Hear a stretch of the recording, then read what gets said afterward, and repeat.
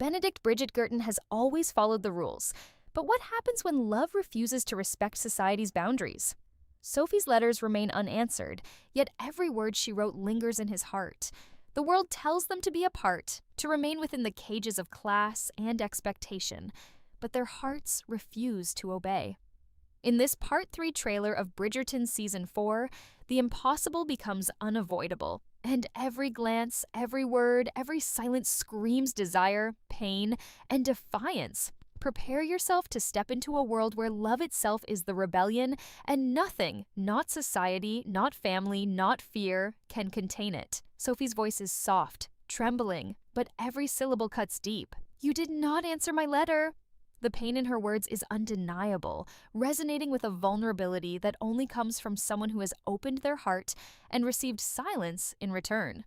In the world of the Bridgertons, letters carry weight, carrying confessions, apologies, and desperate pleas. And Benedict's reply shatters the heart even further. "I do not wish to see you." Listen closely, not to the words themselves, but to the man behind them. There's no conviction, no certainty, only the hollow echo of someone attempting to follow what he believes is right, what society demands, even as it consumes him from the inside. This is the crux of the tragedy. Benedict is trapped. A man whose love has grown unchecked, unstoppable, now faces a society that tells him this love is impossible. Sophie, having written to explain her deception, her identity, and her true self, faces the deafening silence of a world too rigid to allow her to be fully seen. And in this silence, the viewer understands immediately. Their love isn't in question, the world surrounding them is. The cinematography accentuates this isolation. Soft, melancholic lighting paints faces with muted grays and faded golds, the intimate close-ups forcing us to inhabit every tremor, every subtle micro-expression. Benedict and Sophie exist in the same narrative, yet separate spaces. The framing itself a reminder that social expectation can divide even the closest of hearts. Every glance is loaded, every pause speaks volumes, and every unspoken thought resonates more than words could. Then comes Sophie's defiance, delivered with crystal clarity. "Being a mistress is the last thing I want." In Regency England, a woman beneath a gentleman's station would often be kept as a shadowed companion, a life of comfort but never acknowledgement. Sophie's refusal is a statement of extraordinary strength. She chooses dignity over security, self-respect over the comfort of being hidden away. This is more than romance. It is rebellion, a feminist proclamation in a world designed to silence her. Benedict's own anguish is palpable. "How else am I to be with a woman society's made it impossible for me to be with?" His suggestion of a mistress is not cruelty, but desperation, a grasping at a world constrained by rules he cannot bend. And herein lies the tragedy. They are not star-crossed lovers separated by personal flaws or villains, but by the immovable weight of social order. Every interaction, every expression, every line spoken or withheld is dictated by a society built on division. The visuals reinforce this. Benedict and Sophie are often separated by frames, by doorways, by the architecture of polite society. They occupy the same screen, yet the world tells them to remain apart.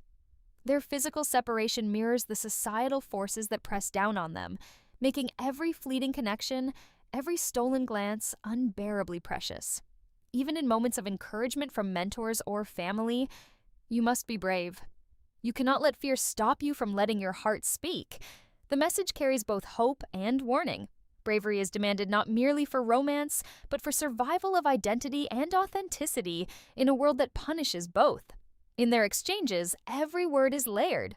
Benedict and Sophie may speak in titles and formality, Mr. Bridgerton, yet beneath the surface, every syllable screams longing. Sophie's restraint, her measured distance, is a shield against vulnerability, while Benedict's every reaction betrays his longing, his obsession, his helplessness in the face of a world that refuses to yield. And when Sophie finally says, "You hurt me," the simplicity of it is devastating. No accusations, no drama, just the quiet, shattering truth of someone broken by love, constrained. Benedict's response, every moment of every day, is the purest declaration of obsessive, all-consuming passion. He doesn't offer poetry nor grandiose gestures, he offers truth. In those words, every suppressed glance, every stolen touch, every breathless pause becomes meaningful. The trailer's intimacy is perfected through extreme close-ups, where every flicker of emotion is captured, forcing the audience to inhabit the pain, the desire, the impossibility. Their love exists on different planes of reality. Benedict, born into privilege, security, and expectation, can think about Sophie freely, yet is bound by propriety. Sophie, without protection, status, or certainty, faces every thought of him as both joy and danger. Every heartbeat, every longing glance, carries the risk of social annihilation. And then comes the line that exposes the rawest truth. I cannot love a maid. This is not rejection of feeling, but the cruel declaration of societal impossibility. Love is present, mutual, undeniable, but society forbids it, shaping reality as the true antagonist. Yet, even as he says it, Benedict confesses, "And yet you have taken possession of me." Love has claimed them, involuntary, unstoppable. The words are not about choice, but inevitability. Every micro-expression, every gesture, every stolen moment reinforces that they are prisoners of a feeling that will not bend to social law. The trailer's visual language, the framing, the barriers, the separation even in shared spaces, mirrors the societal constraints crushing them. Every shot, every pause, every glance screams tension, rebellion, and desire. The weight of society presses down on every interaction between Benedict and Sophie, and it becomes painfully clear that love alone cannot free them. Every glance is a battlefield, every word a calculated act of survival and defiance. Sophie has no illusions, she knows the stakes. I refuse to be hidden, she seems to say with every measured pause, every deliberate distance she maintains, even when Benedict's presence tempts her to abandon caution. Her eyes hold fire and fear simultaneously, a volatile mix that captures the core of her struggle. She cannot surrender her dignity, even for love, and yet she cannot hide from it either. Each moment she hesitates, each step she takes in restraint, is a battle of will against a society that has preordained her place. Benedict's inner turmoil is equally complex. He exists in a gilded cage of privilege, expected to maintain appearances, family honor, and societal propriety. And yet, his heart rebels at every command, every expectation that conflicts with his love for Sophie.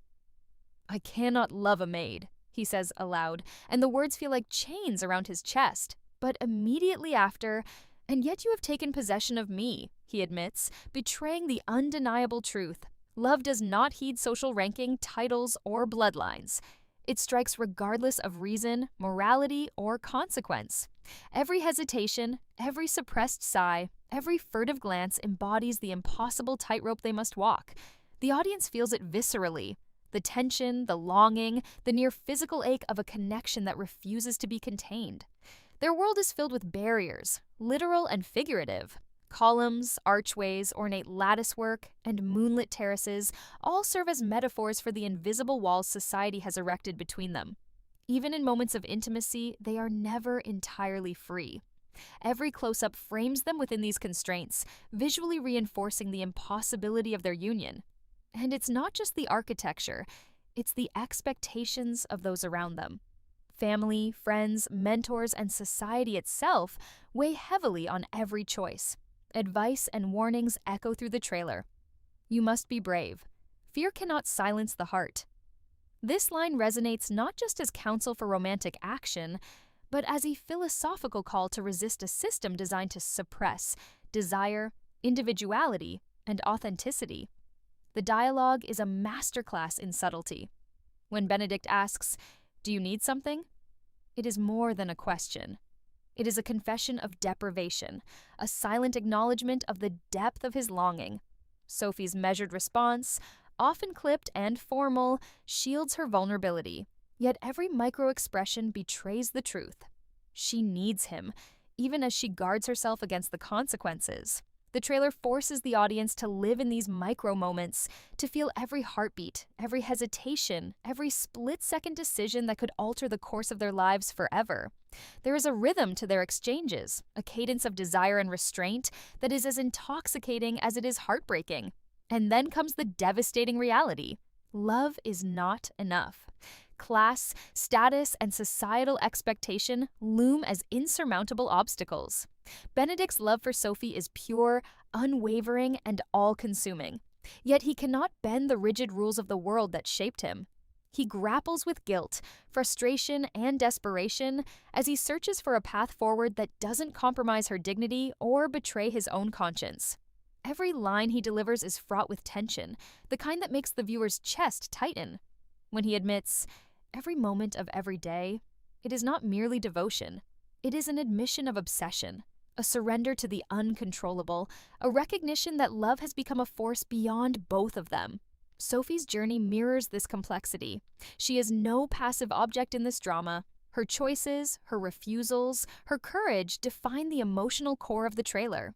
She is acutely aware of what is at stake, not only the judgment of society, but her very survival. Her refusal to be a mistress is not mere pride. It is a calculated act of self-preservation, an assertion of autonomy in a world that seeks to deny her agency. Every glance she steals, every whispered word, every tremor in her voice communicates the gravity of her position. And the audience is left in awe of her strength, captivated by the delicate balance she maintains between vulnerability and power. The stakes escalate further as other voices enter the narrative. Family members question Benedict's judgment, warning of the sacrifices he may be forced to make. "Your family," they remind him, "will not forgive a match like this." The threat is not idle. In Regency society, families did disown sons and daughters who defied social norms. Benedict's rebellion, therefore, carries immense weight. Choosing Sophie means risking alienation from the people who have supported him, protected him, and shaped him. It is a confrontation between loyalty and desire, tradition and authenticity. The audience is made to feel the gravity of this choice with every pause, every tension-filled glance, every word of dialogue that trembles with suppressed emotion. Then comes the philosophical heart of the trailer. The world itself is the villain. Not a person, not a schemer, not an antagonist hidden in shadow, but the very rules and structure of society. Their love is revolutionary, subversive, and terrifying in its potential. By existing, by daring to love across boundaries of class and expectation, Benedict and Sophie challenge centuries of tradition. Their defiance is not just romantic, it is political. Every embrace withheld, every line unspoken, every stolen moment of tenderness is a rebellion. The audience is invited to feel the danger, the exhilaration, and the inevitability of their connection, even as the world conspires to keep them apart. The emotional resonance is magnified by the actors' performances. Benedict's internal conflict, the war between heart and duty, desire and propriety, is etched into every expression. Sophie's strength and vulnerability dance across her face in micro-expressions that convey more than words could ever capture. Together, they create a tension so palpable that viewers feel as if they are intruding on private, sacred moments. Every pause, every shiver, every unspoken word draws the audience deeper into the tragedy, the passion, and the impossibility of their love. In this first act of the trailer, the audience is immersed fully into a world where love is both the most natural and most dangerous force imaginable. Every detail, dialogue, cinematography, pacing, and acting is orchestrated to convey one truth, that in the face of unyielding social structure, every heartbeat, every glance, and every choice becomes a battlefield. By the end of this section, viewers are left breathless, aching with anticipation, and acutely aware that the impossible love between Benedict and Sophie is just beginning to unfold. And every second of their story will be a test of courage, resilience, and the unrelenting power of the heart. Every love story in Bridgerton carries its drama, but Benedict and Sophie's is defined by impossible choices, relentless societal pressure, and the heavy hand of consequence. By now, the audience knows their love is undeniable, but what is clear in this trailer is that desire alone will not overcome centuries of rigid rules. Their story is no longer a private affair. It is a battleground, a clash between human emotion and the invisible chains of class and expectation. Every word, every glance, every pause carries the weight of what could be lost and what could be gained if either dares to defy convention. The trailer shows moments where voices of reason and warning converge on Benedict, questioning his judgment. "You've convinced yourself she is reason enough to risk everything," someone says, the doubt in their voice like a sharpened blade. These warnings are not idle. They reflect the harsh reality of Regency society, where status, privilege, and family honor are prized above all else. Benedict stands at a crossroads, torn between obedience to tradition and surrender to the heart. The audience can feel his hesitation, the silent pull of responsibility against the magnetic force of love. His every step is measured against the consequences that loom over him like storm clouds. Sophie, too, is forced to navigate a world that seeks to minimize her value. Every smile she gives is calculated, every word she speaks weighed against the risk of exposure, humiliation, or rejection. "We were not born simply to work and die," she says with quiet defiance, a line that resonates as both personal truth and revolutionary statement. In a society that measures worth by birthright and station, Sophie's courage is breathtaking. She refuses to accept scraps, refuses to be hidden, refuses to be complicit in her own erasure. Every refusal, every act of self-preservation is an act of rebellion, an assertion that love should not mean surrender, that desire cannot exist without dignity. The tension escalates when family and society confront Benedict with the ultimate sacrifice. Choosing Sophie does not merely risk social embarrassment, it risks alienation from the family that has shaped him, nurtured him, and defined his existence. "There is one sacrifice you will have to make. Your family," they warn, the words heavy with inevitability. It is a stark reminder that love, in this world, comes at a cost. The audience feels the sting of impossibility. Love is present, mutual, and consuming. Yet it exists in a context where every choice is constrained by forces larger than either individual. The trailer highlights intimate confrontations that carry an almost unbearable emotional weight. Benedict's internal struggle is etched into his expressions, the tightening of his jaw, the tremor in his voice, the subtle shifts of his eyes as he weighs duty against desire. Sophie's resolve is equally visible, a dance between vulnerability and armor, longing and restraint. In one glance, the audience sees the depth of their connection. In the next, the walls of propriety and expectation remind them that nothing comes without pain. These moments are captured with meticulous cinematography, close-ups of trembling hands, tight framing that emphasizes separation even in shared space, and lighting that alternates between soft warmth and shadowed melancholy, reflecting the duality of hope and despair in their world. Conflict is not limited to societal and familial pressure. The trailer also teases moments of personal confrontation, words exchanged that cut as deeply as any societal decree. "You hurt me," Sophie whispers, a phrase so simple yet so devastating. It is not an accusation, but a confession, a statement of the profound emotional impact of their circumstances. Benedict's response, "Every moment of every day," reveals the intensity of his obsession and the depth of his suffering. The audience feels both awe and heartbreak, witnessing two souls bound by love, yet constrained by invisible forces that neither can control. The trailer further emphasizes that love in this world is not a luxury, it is a rebellion. By daring to exist across class boundaries, Benedict and Sophie challenge centuries of convention. Every touch withheld, every word unspoken, every look stolen in secret carries the weight of defiance. Their love is political, revolutionary, and perilous, a force that threatens to unravel the rigid structures that have dictated behavior for generations. And the audience is made to feel the tension in every frame, the pull between desire and propriety, freedom and obligation, heart and society. Even minor exchanges carry monumental significance. Benedict's hesitation in addressing Sophie directly, the deliberate use of formality, and the calculated pauses all convey his awareness of the stakes. Sophie's subtle shifts in posture, the way she maintains a controlled distance, and the fire in her eyes communicate that she is acutely aware of her agency and boundaries. Every micro moment in the trailer is loaded with meaning, a testament to the emotional precision of both the actors and the production team. Underlying all of this is a profound exploration of authenticity versus performance.